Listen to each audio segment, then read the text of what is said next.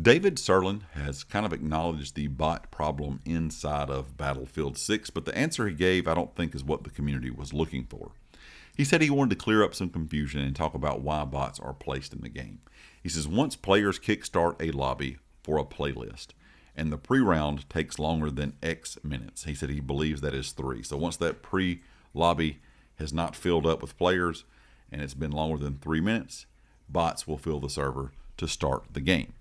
Once the game reaches 24 players per team, so it's 24 on 24, the game will no longer be seated with bots and all players. It will remove those bots and leave the rest of the slots for the players for the game to get to 32 on 32. This is for 64 player servers only, not the smaller modes. So if you played something like Team Deathmatch, for example, you might have noticed that you get into a game and it shows that it's 15 of 16 players and it's just kind of waiting there in the pre-lobby. That is why. It will not fill that smaller mode with bots. It's going to actually make sure it has all real players before it starts.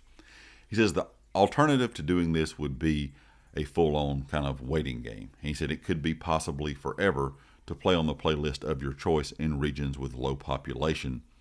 But to fill a server, the first in your region, you need to stay with those bots.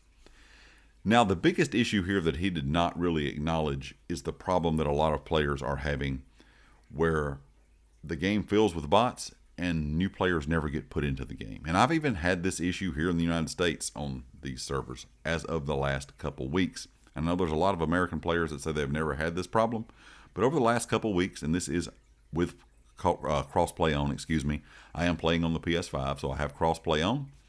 It will actually fill up the game to a certain point. So I'm going to give you the example of like 17 on 19, and then it just stops filling it up. So then it backfills it with bots, the game starts, but it stays at that 17 on 19 player count the entire game. It never fills it up with real players.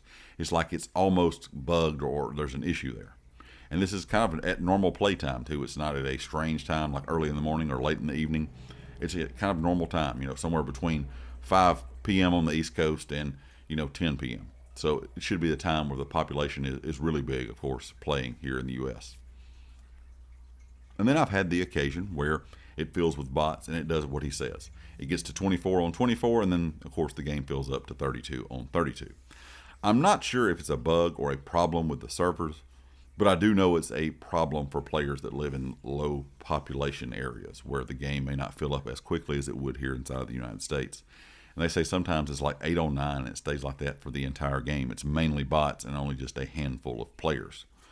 Now, I know a lot of people in the community think that the big or the best answer for this would be having a server browser. I agree. I wish we would go back to at least what we had in Battlefield 5, where you have the option to have this kind of quick match idea where you just click what you want to play and it puts you in a game automatically, or you have the server browser. We had that option in Battlefield 5 where we had both things there. I really think they should bring that back in all Battlefield titles. Give you the option to go in the server browser, or give you an option just to click the mode you want to play and go in with the quick play idea.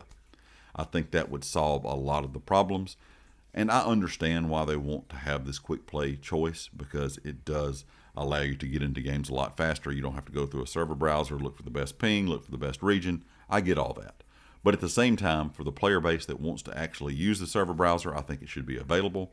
And for the player base that wants to just hop in with the quick play, that should be available as well.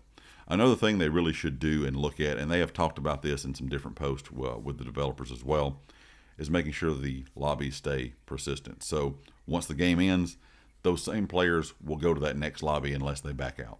And that does need to be something that they work on there, because that would really cut out a lot of the backfilling with bots. So once you have a full lobby of 32 on 32, if 4 or 5 people on each team drop out, the game can go ahead and start, or it can go ahead and fill it up before the game starts in the pre-lobby. So hopefully they will look at those two options. I wish they would add both of them in the game. We'll have to wait and see.